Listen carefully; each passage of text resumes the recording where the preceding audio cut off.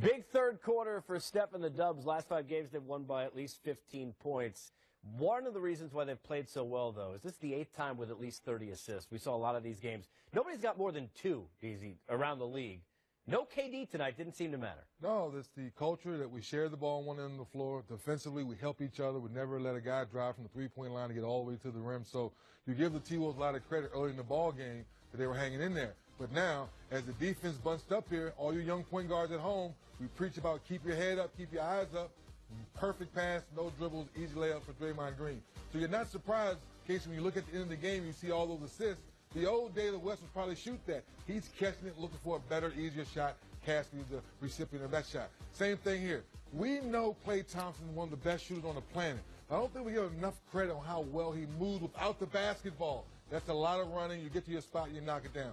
Once again here, this is Steph Curry, Mr. MVP, setting a good screen, sacrificing his body for his teammate who's on fire tonight, the Splash World, knocking down shots. So I'm not surprised. Always look at the stat sheet, 30-plus assists. That means they're sharing the basket. Here's Shaq, no KD. They were 16-4 without him last year. We know they had him, obviously. Didn't have him 2 years ago. But what is it about the culture? It seems like because of that bench and the way that they work and Steve Kerr, everybody can kind of go in there and just find their way.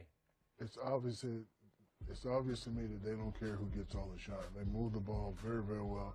And the heart and soul of that team is Draymond Green. You know, he's a regular size forward, but he gets out, he's pushing the ball, plays with a lot of emotion. And, you know, everybody's playing well. This guy's playing well. Swaggy P's playing well. And when you're on an NBA team and everybody can touch the ball, everybody feels good. And they understand the culture. They understand what it takes to win. They've definitely, you know, been there before, done that. So, you know, they want to continue to be a great team. And, you know, they're not going to mess with, you know, what's been working for them. You got to have to continue to move the ball and let everybody eat. People talked about all the big moves in the offseason. I thought, 3D, that maybe the Warriors did better than anybody because they got everybody back. Iguodala, you know, he danced with other partners, came back, right? 3 years for Livingston. And JaVale, Zaza, everybody in except Swaggy. How much is that why we're here? Because these guys have been in this unit, they've been part of this, and they know what to do. It's huge, Casey, because they understand the path of getting back to the top. And with that being said, you bring in people at the point in their career like Swaggy P. He's ready to win. He's ready to play meaningful basketball deep in the summertime. So I like what Steve Kerr has done along with bringing in the right people. Then guys have gotten better. KD's gotten better. Steph's gotten better. Clay's gotten better. It's hard to say that champions gotten better, but those guys have been working on their games. You know, Shaq's a fan of yours because when you're talking, he's just like just looking at the screen. He's like, you look good, man. Oh, he's locked in. Huh? We come back, we'll look at some of the highlights, and hopefully we won't have much dancing. I hear there's an initiation coming. Nobody needs to initiate Kyrie to handles. Looking for 10 straight wins after starting 0-2. No Porzingis. Could the Knicks still have the magic down in... You know, all the talk about Kyrie was, well, you know, he left LeBron. Now he's going to have to make teammates better. He's been doing that since Hayward left. You look at the way the rookies are playing, the way Baines played, what, a career high tonight. I mean, he's doing it, right? He's doing it in a very high level, Casey. The fact that he and Coach Stevens are on the same page, letting him have his freedom where, yes, Kyrie likes to handle the basketball, but now Kyrie's just not a finisher. Now he's a facilitator. Now he's making all the players around him better.